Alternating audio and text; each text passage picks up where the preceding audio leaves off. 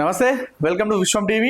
నేను మీ జర్నలిస్ట్ అనిల్. జూబ్లీహిల్స్ ఉప ఎన్నికకు సమయం దగ్గర పడతా ఉంది. అయితే ఈ నేపథ్యంలో ప్రచారం హోరాహోరీగా సాగుతుంది. అయితే గెలుపు అంచనాలపై ఏ పార్టీకి ఆ పార్టీకి ధీమా వ్యక్తం చేస్తా ఉన్నాయి. మేము గెలుస్తామంటూ వాళ్ళు చెప్తా ఉన్నారు. గతంలో సార్వత్రిక ఎన్నికల్లో కాంగ్రెస్ పార్టీ ప్రభుత్వంలోకి వచ్చినప్పటికీ జూబ్లీహిల్స్ లో బీఆర్ఎస్ పార్టీ గెలిచింది కాబట్టి సో జూబ్లీహిల్స్ లో పట్టు మాకే ఉందంటూ అటు బీఆర్ఎస్ చెప్తా ఉంది. అక్కడ మహిళ మాగంటి గోపీనాథ్ సతీమణి పోటీ చేస్తా ఉంది. సో ఆ సింపతి ఫ్యాక్టర్ అంతా కూడా మాకే అవకాశం ఉన్నట్టుగా బీఆర్ఎస్ చెప్తా ఉంది. ఇది చూసుకుంటే అధికార పార్టీ బలం, అదేవిధంగా మజ్లిస్ పార్టీ యొక్క బలంతో పాటు ముస్లిం ఓట్లన్నీ కూడా మా వైపే ఉన్నాయి. ఎందుకంటే జూబ్లీహిల్స్ అభ్యర్థి గెలుపును డిసైడ్ చేసే ఓట్లన్నీ కూడా ముస్లిం ఓట్లే కాబట్టి సో ముస్లిం ఓట్లన్నీ మాకే ఉన్నాయంటూ అధికారం ఉంది కాబట్టి సో కాంగ్రెస్ పార్టీ చెప్తా ఉంది మేము గెలుస్తామంటూ. సో ఎవరికి ధీమా వాళ్ళే వ్యక్తం చేస్తున్నారు. మోడీ చరిస్మా మాకు ఉపయోగపడుతుంది, సో మా వైపే ఉన్నారంటే అటు బీజేపీ చెప్తా ఉంది. అంటే ఈ నేపథ్యంలో కేకే సర్వే మనందరూ తెలుసు. కేకే సర్వే ఉమ్మడి తెలుగు రాష్ట్రాల్లో ఎంత సంచలనంగా ఒక రేంజ్ కు రావడం జరిగింది. ఎందుకంటే కేకే సర్వేతో వాళ్ళు చేసినటువంటి సర్వేలన్నీ కూడా దాదాపుగా నిజం కావడంతో అటు రాజకీయ పార్టీలు కావచ్చు, సామాన్య ప్రజలు కావచ్చు, అదేవిధంగా మీడియా ఛానల్స్ కావచ్చు, కేకే సర్వే అనగానే ఆ సర్వే రావడంతో దాన్ని ఆ ఫ్యాక్టర్ని చూసుకుంటారు. సో కేకే సర్వే చెప్పేవన్నీ కూడా ఆల్మోస్ట్ ఇంచుమించు అంతే ఉంటాయి అని చెప్పేసి చాలా మంది అనుకుంటూ ఉంటారు. సో కేకే సర్వే జూబ్లీహిల్స్ ఉప ఎన్నిక పైన వాళ్ళు ఒక సంచలనమైనటువంటి సర్వే చెప్పడం జరిగింది. కేకే సర్వే వాళ్ళ ప్రస్థానం గురించి మనం మాట్లాడుకోవాల్సి వస్తే so KK survey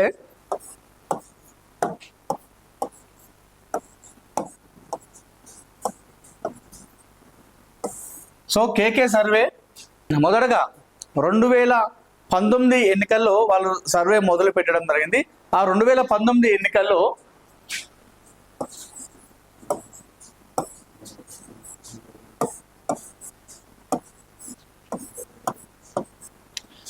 YCP party గెలుస్తుంది 2019లో అని చెప్పేసి ఆంధ్రలో చెప్పడం జరిగింది. ఎగ్జిట్ పోల్స్ లో 150 సీట్లు వస్తాయి వైసీపీ పార్టీకి అని చెప్పేసి వన్ సైడ్ గా చెప్పడం జరిగింది. సో అప్పుడు కేకే సర్వే రావడంతో అందరూ కూడా ఏదో చాలా ఎగ్జిట్ పోల్స్ వస్తాయి కదా, ఇది కూడా అట్లా అని చెప్పేసి చాలా మంది అనుకున్నారు. రిజల్ట్ చూసిన వెంటనే ఒక్కసారిగా అందరూ షాక్ గురయ్యారు. కేకే సర్వే చెప్పినటువంటి ఏదైతే ఉందో 150 అని చెప్పేసి అన్నాడో సో ఇంచుమించు అది సక్సెస్ అయిపోయింది. కేకే సర్వే వాళ్ళు చెప్పినటువంటి ఫస్ట్ సర్వే ఏదైతుందో అది సక్సెస్ అయిపోయింది. ఎగ్జిట్ పోల్స్ చూసి తర్వాత రిజల్ట్ చూసి చాలా మంది ప్రజలు, చాలా మంది నాయకులు అంచనా వచ్చారు. సో కేకే సర్వే చెప్పినటువంటి ఎగ్జిట్ పోల్స్ నమ్మేలాగా ఉన్నాయని చెప్పేసి చాలా మంది అనుకున్నారు. సో అది అక్కడికి అయిపోయింది. అయితే 2024 మరొకసారి ఆంధ్రప్రదేశ్లో జరిగినటువంటి ఎన్నికల్లో ఎగ్జిట్ పోల్స్ మళ్ళీ ఒకసారి కేకే సర్వే వెల్లడించింది. సో మళ్ళీ ఒకసారి 2024లో అయితే ఈసారి కూటమి ప్రభుత్వానికి మద్దతు మీన్స్ చేసినటువంటి సర్వేలో కూటమి ప్రభుత్వానికి 160+ అని చెప్పేసి చెప్పడం జరిగింది. 160+ సీట్లు వస్తాయని చెప్పేసి చెప్పడం జరిగింది. ఇందులో మరీ ముఖ్యంగా చెప్పుకోవాల్సి వస్తే ఈ కూటమి ప్రభుత్వం కూటమిలో ఉన్నటువంటి భాగస్వామి అయినటువంటి జనసేనకు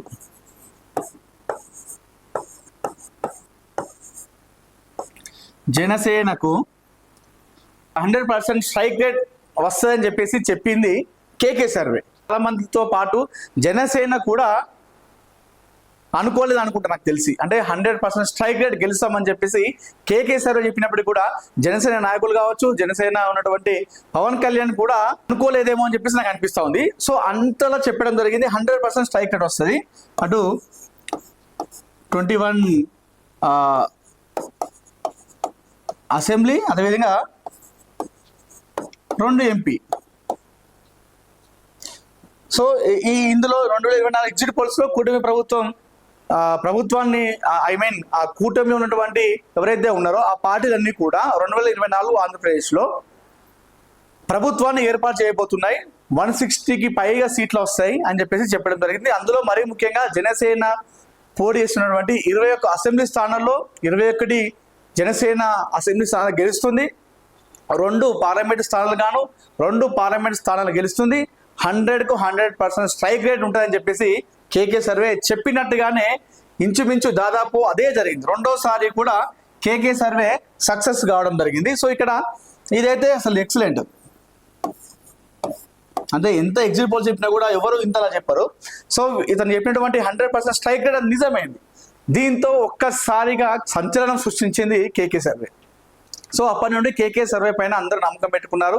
కేకే సర్వే ఎగ్జిట్ పోల్స్ వచ్చిందంటే ఇంచుమించు రిజల్ట్ అదే ఉంటాయని చెప్పేసి చాలా మంది అనుకున్నారు. అంటే ఓవరాల్ గా చూసుకుంటే కేకే సర్వే ఆంధ్రప్రదేశ్ లో సక్సెస్ అయిందని చెప్పుకోవాలి. ఆంధ్రప్రదేశ్ లో ఉన్నటువంటి ఏదైతే ప్రెడిక్ట్ ఉందో ఆ ఇంచుమించు అన్ని కూడా సక్సెస్ అయిపోయినాయి.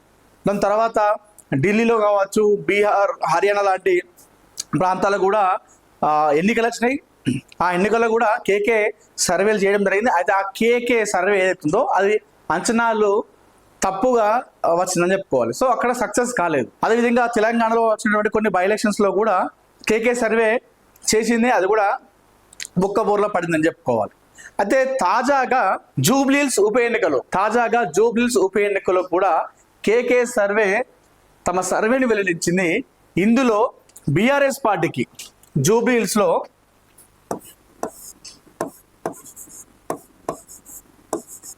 బీఆర్ఎస్ పార్టీకి 57% ఓట్లు వస్తాయని చెప్పేసి చెప్పడం జరిగింది కేకే సర్వే.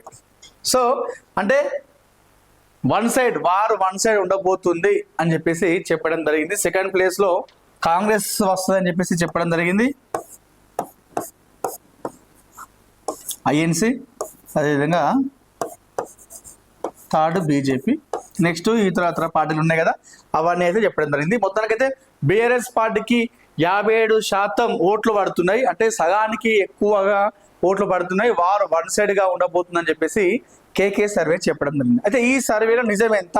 57% మొత్తం కూడా బీఆర్ఎస్ కు వచ్చేటువంటి అవకాశం ఉందా? రాష్ట్రంలో చాలా రకాలుగా రాజకీయ సమీకరణాలు మారిపోయినాయి. అదేవిధంగా 2 సంవత్సరాలుగా వస్తుంది కాంగ్రెస్ ప్రభుత్వాన్ని ఏర్పాటు చేసి తెలంగాణలో. అదేవిధంగా ప్రస్తుతం జూబ్లీహిల్స్ లో ఉన్నటువంటి నవీన్ యాదవ్ పోటీ చేస్తా ఉన్నాడు. అక్కడ లోకల్ క్యాండిడేట్, ఆయనకు చాలా మంచి సపోర్ట్ లభించింది. మజ్లిస్ పార్టీ అండదండలు కూడా కాంగ్రెస్ పార్టీకి ఉన్నాయి. ఇవన్నీ ఉన్నప్పటికీ కూడా కేకే సర్వే 57% బీఆర్ఎస్ పార్టీకి ఓట్లు వస్తాయని చెప్పేసి చెప్పడం జరిగింది. మరి ఇందులో నిజమెంత అంటే నాకు తెలిసి ఇప్పుడున్నటువంటి ఇక్కడ సమీకరణాలు చూస్తే సో 50-50 ఛాన్సెస్ ఉన్నట్టుగా మనం చెప్పుకోవచ్చు. అంటే ఒకవేళ గెలిచినప్పటికి కూడా 57% ఓట్లు వచ్చే అవకాశం అయితే మనకు కనిపించట్లేదు. ఎందుకంటే బీఆర్ఎస్ పార్టీ ప్రస్తుతం అధికారంలో లేదు, అదొకటి. At the same time Gopinath సతీమణి పోటీ చేస్తూ ఉంది. సో ఆమెకి ఎక్కువ రాజకీయాల మీద ఎక్కువ అవగాహన లేదు. At the same time Congress party ప్రస్తుతం అధికారంలో ఉంది. ఎంఐఎం మజ్లిస్ పార్టీ అండదండ అంతా కూడా కాంగ్రెస్ కు ఉంది. ఆ జూబ్లీహిల్స్ ఉప ఎన్నికలో ఎవరైతే అభ్యర్థులు ఉంటారో వారి విజయాన్ని ఖాయం చేసే ఓట్లన్నీ కూడా ముస్లిం ఓట్లే. సో ఇవన్నీ కూడా కాంగ్రెస్ కి అనుకూలంగా ఉన్న సందర్భంలో కేకే సర్వే 57% బీఆర్ఎస్ పార్టీకి ఇవ్వడం అనేది ఇది కాస్త మనం ఆలోచించాల్సిన విషయమే. సో ఆయన చెప్పినటువంటి అభ్యర్థి గెలుస్తుండొచ్చు కానీ 57% అనేది ఇది అంచనా తప్పు అనేది అందరి అభిప్రాయం. నా యొక్క అభిప్రాయం కూడా ఇదే. ఇప్పటి వరకు కేకే సర్వే చేసినటువంటి ఏదైతే సర్వే ఉందో సర్వే ఓన్లీ ఆంధ్రప్రదేశ్ లో మాత్రమే సక్సెస్ అయింది. మిగతా ప్లేసెస్ లో కేకే సర్వే చేసినటువంటి సర్వే అవుతుందో అవన్నీ కూడా అంచనాలు తప్పినాయి. హర్యానా, ఢిల్లీ, ఇంకా చాలా ఉప ఎన్నికల్లో ఆయన సర్వే చేసిండో అవన్నీ కూడా తారుమారైపోయినాయి. కేవలం ఆంధ్రప్రదేశ్ లో మాత్రమే సక్సెస్ అయింది కేకే సర్వే. ఆంధ్రప్రదేశ్ లో 2 సార్లు సక్సెస్ అయింది కదా, మరి అది ఇప్పుడు సేమ్ జూబ్లీహిల్స్ లో కూడా సక్సెస్ అవుతుందా కాదా అనేది మనం వేచి చూడాలి. కేకే సర్వే ఇచ్చినటువంటి ఏదైతే 57% వన్ సైడెడ్ గా ఉందో బీఆర్ఎస్ పార్టీకి, సో ఇది మాత్రం కాస్త తప్పు. అంటే తప్పు మీన్స్ ఇప్పుడున్నటువంటి ఏదైతే ఇందాక అన్నాడో రాజకీయ సమీకరణాలు చూస్తే అక్కడ మజ్లిస్ పార్టీ అండాదండ, ముస్లిం ఓట్లు, కాంగ్రెస్ పార్టీ అధికారంలో ఉంది, బలమైన నాయకులు సపోర్ట్ గా ఉన్నారు. రేవంత్ రెడ్డి వచ్చి స్వయంగా 2-3 సార్లు అక్కడ ప్రచారం చేపట్టిన ముఖ్యమంత్రి. అజారుద్దీన్ కి 3వసారి మంత్రివర్గ కేబినెట్ లో ఆయనకు మంత్రి అవకాశం ఇచ్చింది రాష్ట్ర ప్రభుత్వం. సో అజారుద్దీన్ కి మంత్రి ఇవ్వడంతో మరొకసారి మైనార్టీ ఓట్లు అన్ని కూడా జూబ్లీహిల్స్ లో ఉన్నాయి ఎక్కువ. ఇది కూడా వాళ్ళకు కలిసి వచ్చే అంశమే. ఇవన్నీ పెట్టుకొని కేకే సర్వే 57% బీఆర్ఎస్ కి ఇచ్చిన దాంట్లో కాస్త మనం చర్చించుకోవాల్సిన విషయం అని చెప్పుకోవాలి. సో 57% అనేది కరెక్ట్ కాదు అనేది అభిప్రాయం అంతే. సో కేకే సర్వే ఆయన ఏదైతే అనుకున్నాడో బీఆర్ఎస్ పార్టీ గెలుస్తా అని చెప్పేసి అవ్వుండొచ్చు, కాకపోవచ్చు. కాకపోతే మాత్రం మనం చెప్పేది ఏంటంటే అంత శాతం వచ్చే ఓట్లు అయితే ఇక్కడ కనిపిస్తలేదు ప్రజెంట్ ఉన్నటువంటి సిచ్యువేషన్ లో. ఆంధ్రప్రదేశ్ లో ఏదైతే ఫ్యాక్టర్ ఉందో కేకే సర్వే ఆ సక్సెస్ ని ఇక్కడ కూడా జూబ్లీహిల్స్ లో మరొకసారి కంటిన్యూ చేస్తుందా లేదా ఇతర ప్రాంతాలు చెప్పినట్టుగా ఆ తారుమారు అయితే మనం అయితే వేచి చూడాలి.